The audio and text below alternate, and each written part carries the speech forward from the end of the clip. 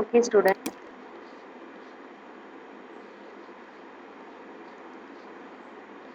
நம்ம வந்து நெக்ஸ்ட் பிடி ப்ராக்டிக்கல்ல செகண்ட் எக்ஸ்பிளனேஷன் செய்யப்போகிறோம் பார்க்க போகிறோம் சரியா. ஸோ நான் வந்து அதை ஆல்ரெடி என்ன செஞ்சுருக்கேன், அந்த ப்ராஜெக்ட் செஞ்சு வச்சுருக்கேன். ஸோ நான் வந்து ஒரு புது ப்ராஜெக்ட் எப்படி ஓப்பன் பண்ணுறது மட்டும் என்ன செஞ்சுறேன் ஃபஸ்ட் சொல்லி தந்துடுறேன். ஸோ நம்ம வந்து இதில் ஃபஸ்ட்டு எக்ஸ்பிளன் வந்து எதில் பார்த்துருக்கோம் அப்படின்னா கன்சோல் அப்ளிகேஷன். இது வந்து நம்ம விண்டோஸ் அப்ளிகேஷன். ஸோ ஃபைலில் போயிட்டு நியூ ப்ராஜெக்ட் அதில் வந்துட்டு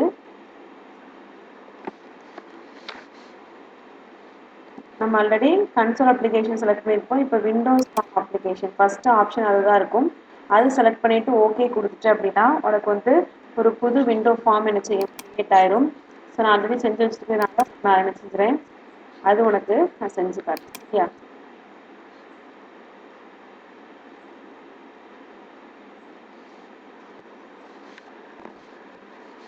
ஸோ இதில் ஃபார்ம் இப்படி தான் வரும். இதில் வந்து இது நம்ம டெக்ஸ்ட் பாக்ஸ்ன்னு சொல்கிறோம். இது வந்து லேபிள், இது பட்டன். ஸோ இதில் வந்து லேபிளோட டிஃபால்ட்டு டெக்ஸ்ட் என்னவாக இருக்கும்னா லேபிள் 1 தான் இருக்கும்.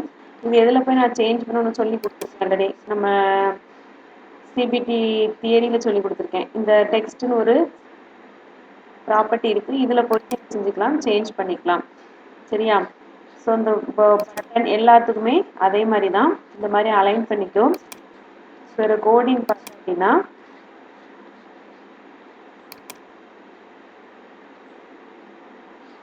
ஸோ பட்டன் எனக்கு ஆக்சுவலி எப்படி ப்ராசஸ் நடக்கணும்னா இதில் வந்து நான் கேரக்டர் கொடுப்பேன்.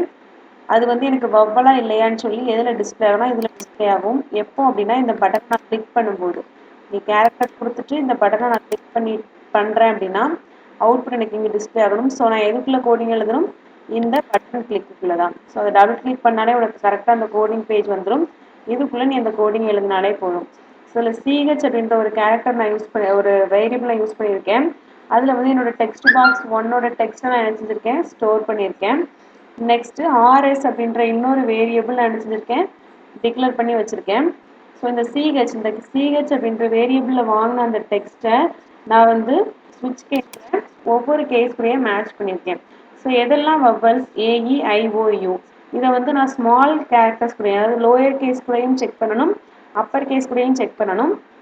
ஸோ நான் எல்லாத்துக்குமே தனித்தனி கேஸ் எழுதியிருக்கேன் பாரு. இப்படி இது கூடலாம் மேட்ச் அதாவது கேஸ் 1 வரும்போது கேஸ் ஏயான்னு சொல்லி இந்த கேரக்டர் ஏயான்னு செக் பண்ணும். அப்படி இருந்தால் ஆர்எஸ் அப்படின்ற வேரியபிளில் பவல்னு எனக்கு என்ன செய்யும் ஸ்டோர் ஆகும். இந்த மாதிரி ஏஇஐஓயு ஸ்மால் கேரக்டர்ஸ்க்கு தென் கேபிட்டல் லெட்டர்ஸ்க்கும் என்ன செய்யும் எனக்கு வந்து செக் பண்ணிவிட்டு அப்படி எதுவுமே மேட்ச் ஆகணும்னா டிஃபால்ட் வேல்யூ நாட் வவல்னு டிஸ்பிளே ஆகும். So text box 2.text equal to RS அப்படின்னா என்ன அர்த்தம்னா ஆர்எஸ் அப்படின்ற வேரியபிளில் இந்த ஸ்விட்ச் கேஸ் எக்ஸிக்யூஷன் முடிஞ்சதும் என்ன வேல்யூ ஸ்டோர் ஆயிருக்கோ அது வந்து எனக்கு டெக்ஸ்ட் பாக்ஸ் 2ல் என்ன செய்யணும் டிஸ்பிளே ஆகணும். அதுதான் இந்த கோடிங்க்கு அர்த்தம். தென் இந்த பட்டன் 2 யூஸ் பண்ணியிருக்கேன் பார்த்தியா, கிளியர்னு ஒரு பட்டன் யூஸ் பண்ணியிருக்கேன்.